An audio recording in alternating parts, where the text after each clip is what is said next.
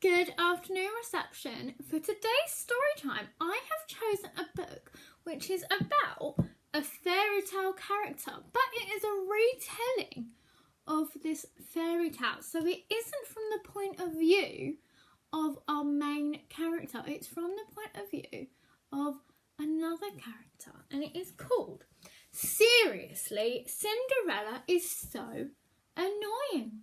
So usually when we read the story of Cinderella, it is told as if Cinderella is telling the story, isn't it? But this story is told by the Wicked Stepmother. So we can see what she was thinking during the story of Cinderella. I am really excited to read this because it is nice to see something from someone else's point of view. Okay, are you sitting comfortably? Then I think we are ready to begin. You must have heard of me, the Wicked Stepmother. That's not true. It's just another one of Cinderella's wild stories. Not as wild as the one about the pumpkin or the one about the fairy godmother. The real story, the true story, began with some chatter and some dust. All I ever wanted was a husband and a mansion. Before I married Cindy's father, my two darlings and I had met Cindy only a few times. The girl had seemed normal then. After I married Cindy's father, my darlings and I moved in. When I had just one foot on the front step, my dear husband kissed me goodbye and said, "I'm off on business." "He's often away," Cindy said, "but the animals stay put. They talk, they joke, they sing, they even help out, especially the bluebirds." Do you think Cinderella's talking nonsense? Now, I don't mind a good story, but I do prefer facts to fiction. Soon the girl was talking all kinds of nonsense. "Once upon a time," Cindy said, "one of the bluebirds became blue. Not the colour, the feeling. His friend had flown south. My darlings and I were stuck near the front door. I just wanted to put away my bags, and that's when I saw it. Dust." "Dear, is the whole house this dusty?" I asked. "I don't know," Cindy said. "I'll give you a tour." It does look very dusty, doesn't it? In the dining room, Cindy told stories.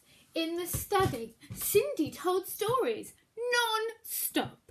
"Girls," I said, "time to get to work. This place needs a good cleaning." "Once upon a time, when I was cleaning," Cindy started. Oh dear. Cindy mopped the floor. She finished so fast.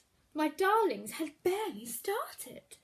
"Did you know robins and sparrows are my friends?" she said. "The sparrows don't like the robins, though. Silly creatures. Once upon a time, one of the robins—" "Cindy, dear," I said, "why don't you go and wash the clothes now, Cindy washed them so fast. How on earth did she do it? I had to find another chore for her just to keep her busy.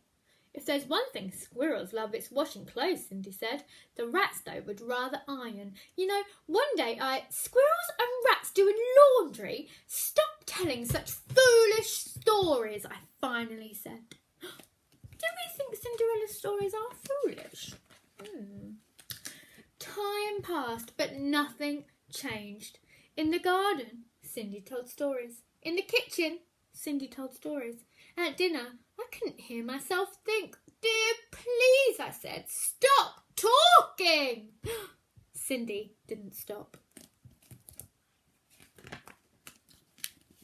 One day, a letter arrived. It was an invitation to the king's ball. The prince would surely fall in love with one of my darlings. Then they would marry, live in a beautiful castle, and one day be king and queen of all the land. "Our stepmother, I want to go too," said Cindy. Once upon a time, a girl and a prince. Then, just like that, Cindy lost her voice. Imagine! It had to be from all that storytelling. Well, what could I do? I told Cindy she had to stay at home for her health. She cried, of course. Still, a ball was no place for a poorly girl. She needed rest. Sometimes it's so hard being a stepmother. At the ball, my darlings whirled and twirled. Then a strange girl walked in. Her gown was magnificent. I couldn't take my eyes off it.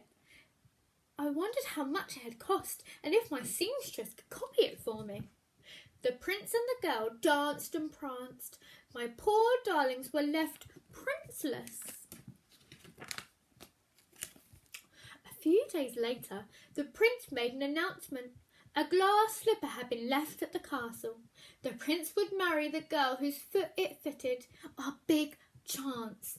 After visiting every other mansion in the city, the prince's footman arrived at our door. Me, said one of my darlings. No, me, said the other. One at a time, said the footman.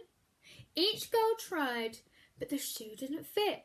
Then Cindy croaked at a whisper, Please, let me try. The shoe fitted!